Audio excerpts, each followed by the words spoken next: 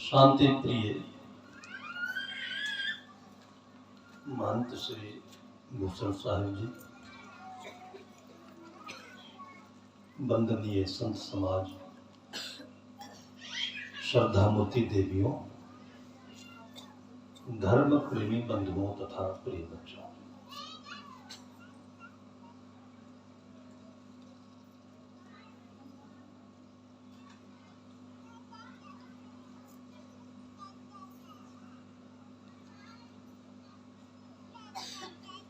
भारतीय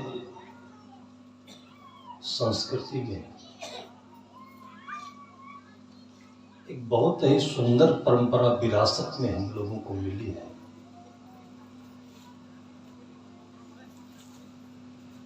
हजारों वर्षों की परंपरा की विरासत है ये,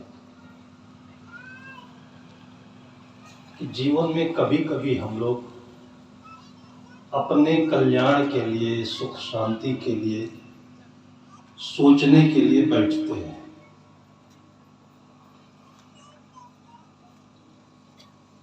आज के युग में साइकिल से मोटरसाइकिल पर लोग आ गए, चार पहिए पर आ गए। पहले जब लोग पैरों पर चलते थे तो भी बैठना कठिन लगता था। हालांकि थक कर किसी छायेदार वृक्ष के नीचे बैठना बड़ा मंगलमय लगता था। जीवन में थकना और बैठना, ये दोनों ही बहुत सौभाग्य की बात है।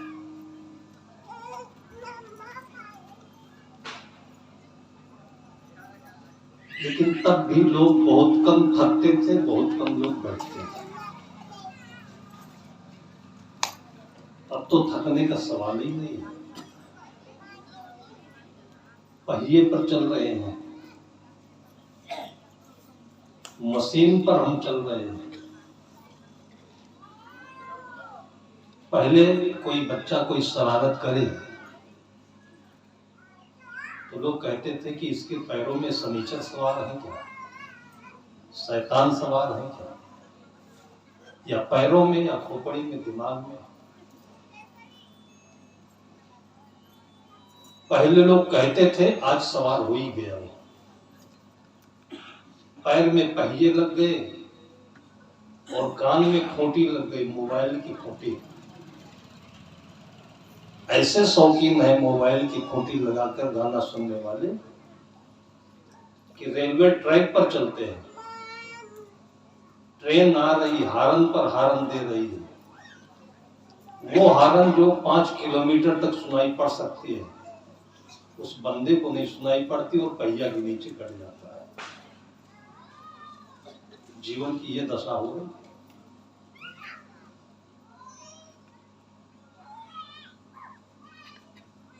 सदगुरु कहते सुनिए सबकी, निवेरिए अपनी। कान में जब खूंटी डाल दिए तो किसकी सुनेंगे हम?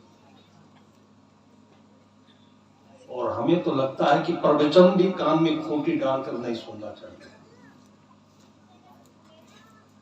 प्रवचन कोई बोल रहा है, एक व्यक्ति, केवल उतने को नहीं कहते हैं।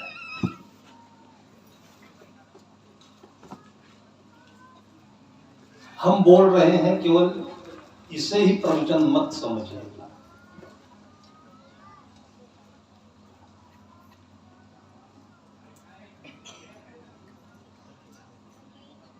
एक बच्चा रो रहा है, वो भी प्रवचन है।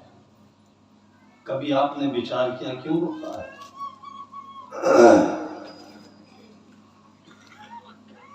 विचार इसलिए नहीं है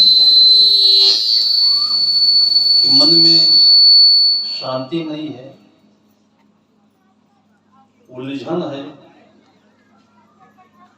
उलझन होने की वजह से ध्यान सही नहीं है।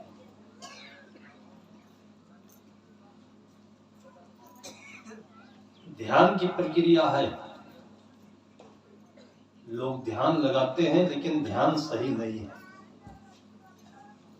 इसलिए बच्चा रोए माँ रोए, दादी रोए, दुनिया रोए तो सुनाई नहीं पड़ता है, समझ में भी नहीं आता है। ध्यान को शुद्ध करने की प्रक्रिया आपने देखी है। सड़कों पर चलिए तो कहीं कहीं पर दुकान के सामने लिखा रहता है, आपका ध्यान किधर है? मधुशाला तो इधर है। और देखिए ध्यान लग जाता है कि नहीं?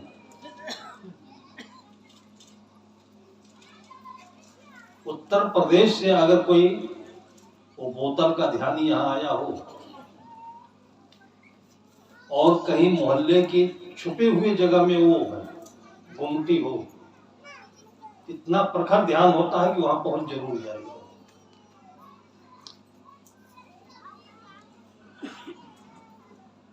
लेकिन अपनी जिंदगी पर, लोगों की जिंदगी पर ये ध्यान नहीं टिकता, नहीं आता है। बोतल में है, अंगूठी में है, नोटों पर है, नौकरी पर है, अपनी जिंदगी पर नहीं। किसके लिए नौकरी कर रहे? बच्चा रोता है, हम आदी हो गए सुनने की। मैं एक बार किसी घर में भोजन बना रहा था, बहुत पहले की बात है। घर की जो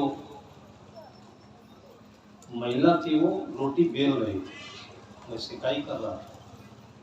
गुरुदेव जी के साथ साथ चलता था, तो गुरुदेव जी का भोजन बनाता था, 10-20 लोगों का भोजन होता था। आंगन में उसका बच्चा लेटा हुआ था। आधे घंटे बाद बच्चा रोने लगा।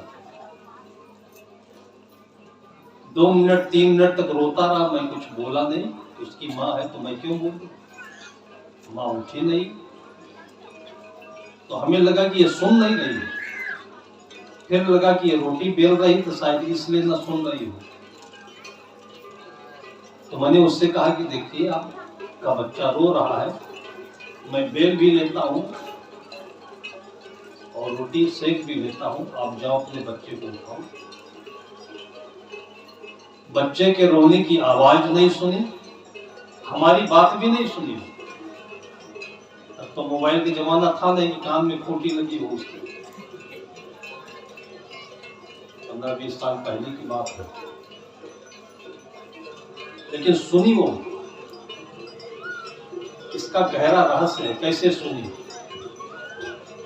सुनना भी, देखना भी एक कला है। कोई ऊपर तक देखता है, कोई ऊपर से अंदर तक देख लेता है। जैसे मोबाइल में कैमरा है, ऊपर तक देखता है। सिटी स्कैन में वो कैमरा है, भीतर तक देखता है। वो केवल सिटी स्कैन में ही नहीं है, आपके पास भी है, जो भीतर तक देखता है, जिसको मर्म कहते हैं, उसको समझता है, उसको पारख कहते हैं। और उस डोर को, उस विजन को ध्यान कहते हैं। कितनी सरल परिभाषा है। एक देहात के मामूली उदाहरण से इतना बढ़िया समझ में आई ध्यान क्या है। मैं भी साधु था, लेकिन केवल ऊपर ऊपर से मैं देख रहा था कि ये सुन नहीं रही, बच्चा रो रहा है, सुन नहीं रही। फिर मुझे कहना पड़ा, फिर भी नहीं सुनी, फिर मुझे डांटना पड़ा। मैंने कहा तुम सुनती क्यों नहीं? तुम्हारा बच्चा रो रहा है, उठकर जाओ। तब वो हंसी। उसने कहा कि शायद रो ही तो रहा है, और क्या कर रहा है? तो मैंने कहा रोना अच्छा होता है क्या? उसने कहा सब होता है। अगर जन्म ले बच्चा रोए नहीं तो सब पूरा हो जाएगा। जन्मते ही जब रोता है तब अच्छा होता है। देखिए ध्यान ये है, ये मर्म है।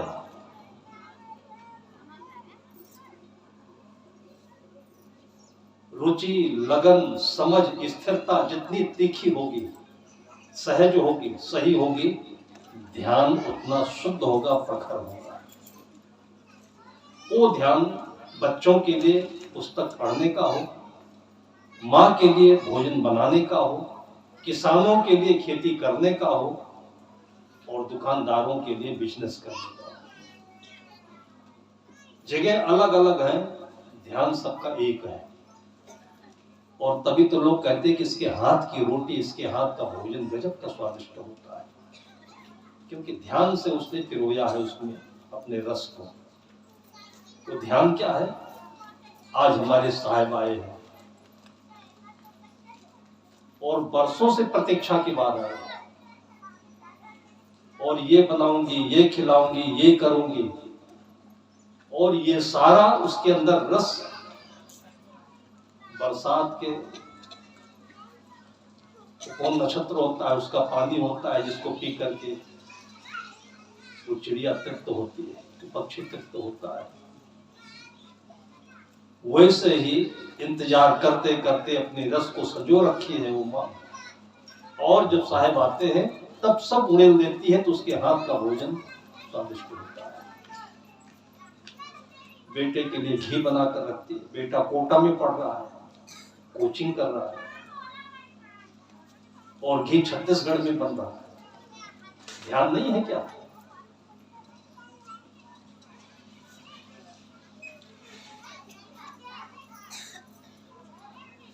मैंने डांटा तो वो हंसी, बोली साहब आप लगता है बहुत जल्दी साधु हो गए, बच्चे के रोने की आवाज नहीं सुनी क्या कभी? उसने हमको डांट लगाई। सुनना भी चाहिए, हम ही ज्ञानी है, ये सबसे बड़ा ज्ञान है। इसलिए साहब कहते हैं कि सबकी सुनिए, ये सबसे बड़ी विधा है, सबसे बड़ा ज्ञान है, और सबसे बड़ी भक्ति है। सुनिए सबकी। उसने कहा आप बहुत जल्दी साधु हो गए हैं। तो मैंने उससे पूछा कि रो रहा है, रोना अच्छा है क्या? उसने कहा कि कुछ कारण होगा। मैंने कहा क्या कारण है? भूख लगी होगी, उसको दूध पिलाओ। कहा भूख नहीं लगी। जो चीज मैं दूर से नहीं समझ पाया, वहीं रहकर वो चीज वो समझ गई। उसने कहा कि अभी तो आधे घंटे पहले दूध पिलाकर लेटाई थी, इसका दूध पच नहीं रहा है, इसलिए व्यायाम कर रहा है, अब दूध पचेगा इसका। रोना एक व्यायाम भी होता है। बच्चे रोते हैं तो फेफड़ा मजबूत होता है, प्राणों का आयाम मिलता है, ऑक्सीजन पूरा होता है, और रोते रोते थकता है। नहीं तो उसके पास कौन स्वामी रामदेव बैठे हैं उसको प्राणायाम कराएंगे।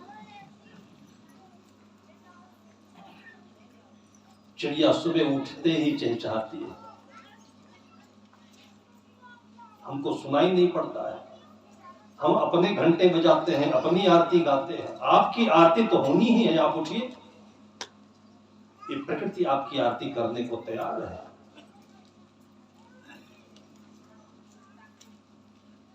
सदगुरु कहते कबहू न भयो संग अवसाथा, ऐसे जन्म गवायो अच्छा। साधु संगत तुम नहीं पहचाना। साधु किसे कहते? जो सादा हो। सादा किसे कहते? जो भीतर हो बाहर हो। भीतर और बाहर दोनों में कोई फर्क नहीं होता। आदमी तो बड़ा मुश्किल होगा ऐसा मिलना। कितनी मौकोटे होते हैं, कितनी बातें होती हैं, लेकिन होते भी हैं। यह अविश्वास नहीं होना चाहिए कि आदमी ऐसे नहीं होते। एक के साथ कोई धोखा होता है तो बहुतों का जीवन संकट में पड़ जाता है। एक के साथ धोखा होता है। हजारों हजारों लोग अगर धोखेबाज हो जाएं, गद्दार हो जाएं, तो भी आपको अपने विश्वास को विचलित नहीं होने देना चाहिए।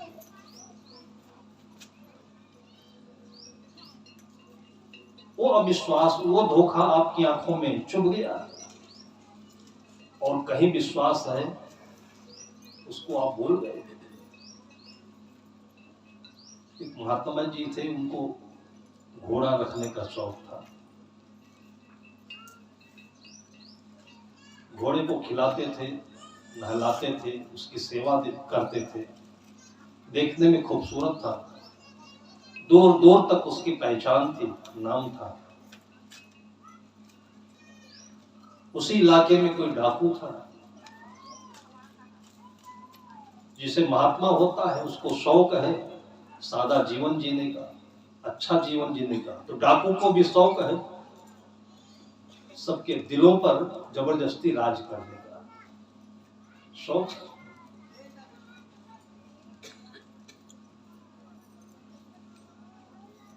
ऐसे तो ले नहीं सकता था, महात्मा के आश्रम पर डकैती नहीं कर सकता था, तो छद्मवेश धारण करके कोढ़ी का भेष बनाकर महात्मा जी कहीं जा रहे थे तो रास्ते में मिल गया, सुनसान जगह पर भेंट किया। उसने लिफ्ट मांगी कि हमें भी अस्पताल पहुंचना है, कोई हमारी सुनेगा नहीं, आप महान हैं, आप मुझे वहां तक पहुंचा दें। कोढ़ी समझ करके, एक अनाथ समझ करके उसको महात्मा ने घोड़ी पर पीछे बैठा दिया, और जैसे ही वो 100 कदम आगे बढ़े कि घोड़ी की लगाम खींच करके और महात्मा जी को उसने ठोकर लगा दी, वो नीचे गिरा गए। लेकिन इतने सावधान थे महात्मा जी। सावधान कौन होता है? जिसके अंदर में पारदर्शिता होती है। अंदर और बाहर एक होने का जो लाभ है इसको हम नहीं जानते। अंदर और बाहर के बीच में कोई अवरोध ना हो, ये टैलेंट का सबसे बड़ा गुण होता है। इसको प्रतिभा कहते हैं। पढ़ाई के लिए, वैज्ञानिक बनने के लिए, डॉक्टर बनने के लिए सबसे बड़ी शर्त है कि अंदर और बाहर एक होना चाहिए। और इस बुद्धि को प्रगल्भ बुद्धि कहते हैं, प्रत्युत्पन्न बुद्धि कहते हैं, इंग्लिश में इसको प्रेजेंस ऑफ माइंड कहते हैं। तत्काल की बुद्धि, देहात में उसको हाजिर जवाब कहते हैं। इंटरव्यू में यही काम आता है। एग्जाम में जब बैठते हैं बच्चे तो रटी हुई बुद्धि काम में आती है। इसलिए जितने भी ऊंचे पद हैं उसमें केवल एग्जाम मायने नहीं रखता है, फिर बाद में इंटरव्यू होता है। इंटरव्यू का मतलब होता है अंतर का अवलोकन। बाहर तो दिख रहा है कि टिप टाप है, सुंदर है, सधा हुआ है, अंदर कैसे है? अंतर का अवलोकन, उसको इंटरव्यू कहते हैं। और इंटरव्यू में भी सही उत्तर के मायने कुछ नहीं होते। इंटरव्यू का मतलब एक ही होता है कि किसी चीज, किसी समस्या को, प्रश्न को देखकर, समझकर घबराता तो नहीं है, डरता तो नहीं है, और प्रश्न का उत्तर नहीं आ रहा है तो छलने की कोशिश तो नहीं कर रहा है। और इस चीज में जो चूक गया तो प्री एग्जाम में, मेन में कितने भी अच्छे नंबर हो, इंटरव्यू में वापस आ जाता है। विद्यार्थियों के लिए भी और उसके साथ साथ किसी भी पद पर काम करने के लिए भी जो प्रगल्भ बुद्धि चाहिए, जो सबकी सफलता का मूल है, वो बिल्कुल आसान है। वो यही है कि अंदर और बाहर एक रखे। महात्मा जी तो जैसे भीतर थे वैसे बाहर थे। उनकी आत्मा ने कहा कि ये अनाथ है, दयनीय है, इसकी सेवा करनी चाहिए, मदद करनी चाहिए, बैठा लिया। लेकिन जैसे उनको धक्का लगा तो तुरंत समझ गए कि धोखा हो गया। महात्मा जी ने अपने मुख से कहा, आ गई आवाज, तुरंत आ गई कि देखो बेटा, घोड़ा तो तुमको मिल गया, लेकिन ये बात किसी से बताना नहीं तुम। कितनी विपरीत बात हुई, परिस्थिति के विपरीत है ये। महात्मा जी के साथ ठगी हुई, बरचोरी हुई, लुटे गए, और फिर महात्मा जी बोल रहे हैं कि बेटा किसी से बताना नहीं। लेकिन वो तत्काल में वेग में था, उद्वेग में था, घोड़ा लेकर घर चला आया।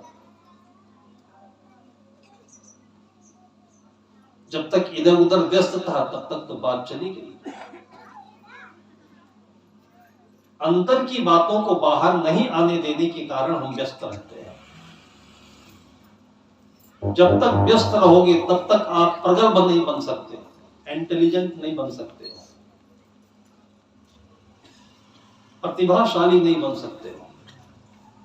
अपने को ऊंचा दिखाने के लिए, बड़ा दिखाने के लिए हम भीतर बहुत व्यस्त रहते हैं, कपड़े से, अंगूठियों से, सोने चांदी से, बातों से, और हमारे चेहरे पर सब कुछ वो झलकता रहता है। इसको फेस रीडिंग कहते हैं।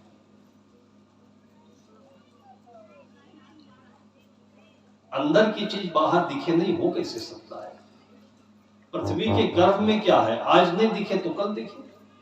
ज्वालामुखी फूटेगा तब तो दिखेगा। और पृथ्वी का यह स्वभाव है, गुण है कि जो अंदर होगा वो बाहर प्रकट करके रहे।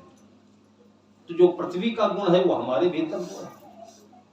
हम चाह करके भी अपने भीतर की बात को बहुत दिनों तक छुपा नहीं सकते हैं, और जो छुपाते हैं यही दर्द है, यही सिर का दर्द है, यही जीवन की पीड़ा है, यही उलझन।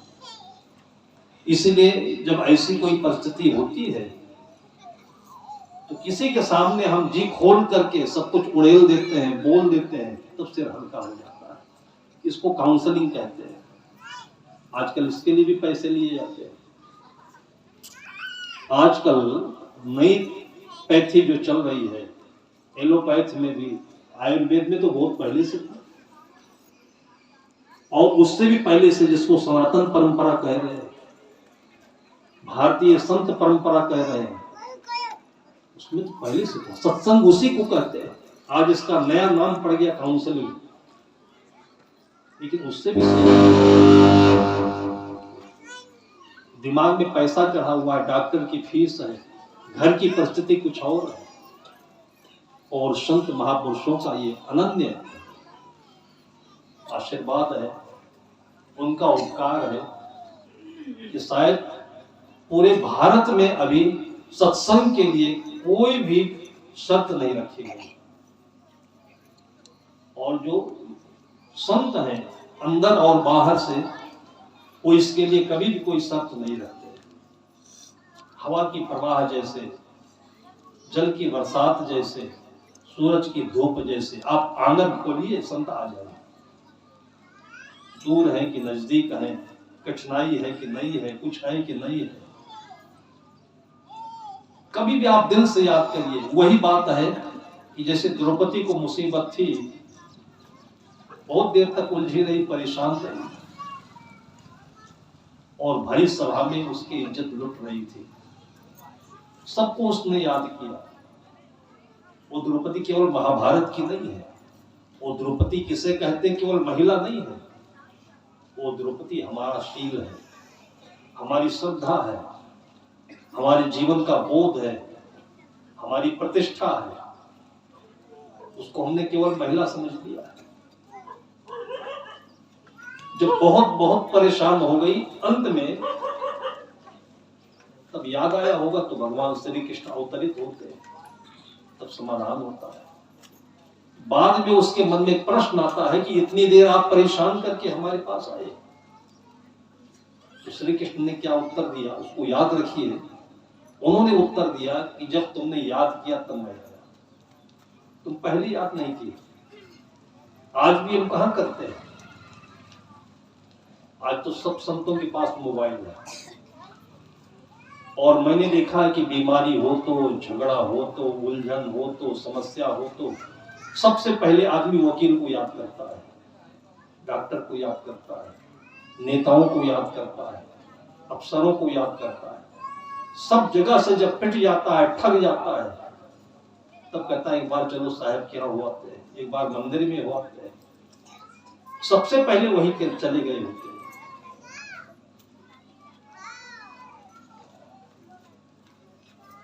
और संत तो प्रतीक्षा में है, अपने साहेब को जो नहीं तारे ऐसा वो साहेब दीवाना नहीं, अपने भक्त को जो नहीं तारे ऐसा वो साहेब दीवाना नहीं।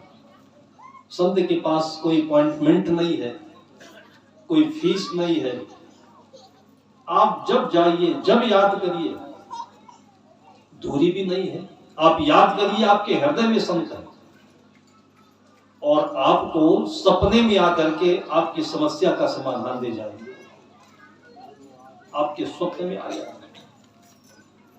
लेकिन तहे दिल से, सच्चे दिल से याद करिए आप।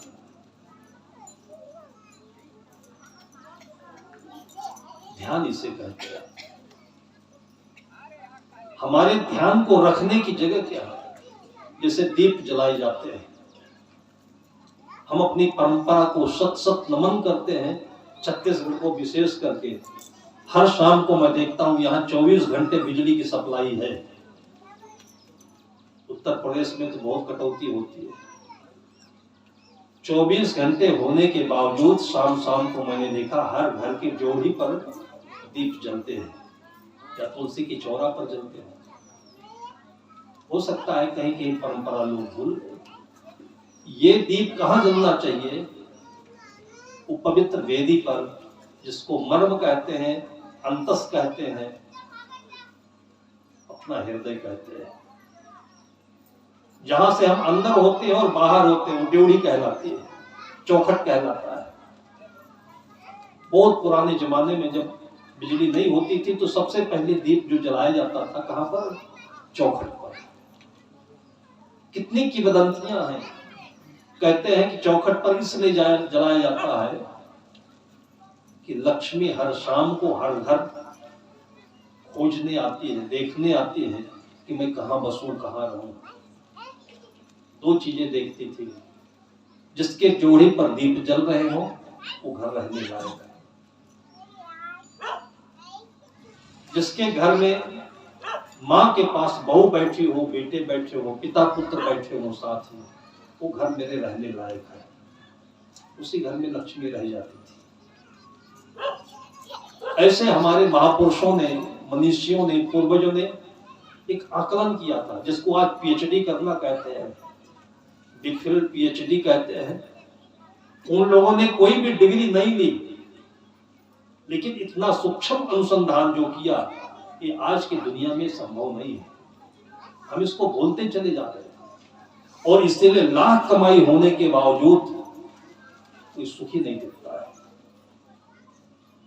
लक्ष्मी का मतलब आपके हाथों का यश, आपके हाथों में चमत्कार। कहा जाता है कि भाई ये तो जिस दुकान पर बैठता है, दुकान चमक जाती है। काठमांडू में आश्रम है जमशेखेल में, वहां हम लोग साल में एक बार जाते हैं। जहां बस से उतरते थे, उतरते ही एक दुकान मिलती थी। बहुत गरीब इंसान थे वो, पति पत्नी, मुसीबत के मारे। तो बहुत पहले सस्ते में दुकान नहीं चल रही थी, दुकान कोई नहीं लेता था किराए पर, वो दोनों बस गए आकर, और दोनों की लगन ने पत्नी की पति के प्रति श्रद्धा और समर्पण, पति की पत्नी के प्रति। और इस लगन का जो चमत्कार हुआ कि दुकान वहां पर जबरदस्त चली। पहले घर मालिक को, दुकान मालिक को ऐसा लगता था कि कोई किराया इसका 100 रुपए देने वाला नहीं, उसको 80 रुपए मिल गए तो बहुत मान लिया। जब दुकान चल गई और बेतहाशा चली, चमत्कारिक रूप से चली, तब उसके अंदर में लालच पैदा हुआ। फिर वो पैसा बढ़ाते गए, वो जितना बोला वो मांगा पैसा देते रहे वो लोग। अंत में उसकी ईर्ष्या इतनी चरम पर पहुंच गई कि दुकान छुड़वा दिया उसको। कि ग्राहक यहाँ पर पल गए हैं, दुकान चल गई है, अब हम ही क्यों न करें दुकान। उन दोनों ने बगैर किसी झगड़े के, बगैर किसी विवाद के दुकान छोड़ दी और इंटीरियर में जाकर के दूसरी दुकान ले ली। और उसके बाद हम लोगों ने देखा कि केवल 1.5 वर्ष भर लगे हैं, और जो ग्राहक वहां आते थे ढूंढ ढूंढ कर उसको वहां पहुंचे हैं। और ये दुकान तो इसका भट्ठा बैठा दिया बेटे ने, जमा पूंजी सब नष्ट हो गई, और जो उसके वो मांगा किराया मिलता था वो तो गया नहीं। वो चमत्कार कहाँ था? उसके हाथों में। हमारे पूरे शरीर की ऊर्जा कहां कहां से बाहर आती है? इन 20 उंगलियों से, हाथ और पैर। इसलिए भारतीय पुराण में, शास्त्रों में आप देखिए कि इन दोनों का महत्व बहुत माना गया है। हाथों में रंग का लगाना, पैरों में रंग का लगाना, इनके सौंदर्य को बढ़ाने की भावना है। इनको अशुद्ध नहीं रहने दें, इनको शुद्ध रखें। और आज तो थोड़ा सा गड़बड़ हो गया है। लाल लगाना चाहिए तो कोई हरा लगा लेता है, कोई काला लगा लेता है, क्योंकि मन बहक रहा है। लाल का मतलब यह होता था, लाली मेरे लाल की, सुना है आप लोगों ने? लाली मेरे लाल की, जित देखो तित लाल, लाली देखकर मैं गई, मैं भी हो गई लाल। लाल किसे कहते? अशरफी को, सबसे कीमती वस्तु को लाल कहते हैं। और एक लाल रंग भी होता है, और हमारे खून का, रक्त का रंग भी लाल होता है। ये लाल बहुअर्थी शब्द है, और वो हमारे अंदर की आत्मा की शक्ति है, ऊर्जा है। ये बहुत बड़ा मनोविज्ञान है, साइकोलॉजी है। उसको लोग समझ करके हाथ पैर की उंगलियों को, एड़ी को, सबसे अच्छी बात ये होती कि गाजर खाइए, टमाटर खाइए, लाल रंग मत लगाइए। और इस रंग से आपको आकर्षण होना चाहिए, इसलिए प्रकृति ने आपको उसी रूप में अपने को प्रकट कर दिया। अपने बच्चों को रोज एक गाजर दीजिए, बीट दीजिए जिसको चुकंदर कहते हैं, टमाटर दीजिए, ऐसे ही संतरे हैं, सेब है, इनका रंग लाल क्यों हो गया? कुछ तो कारण होगा।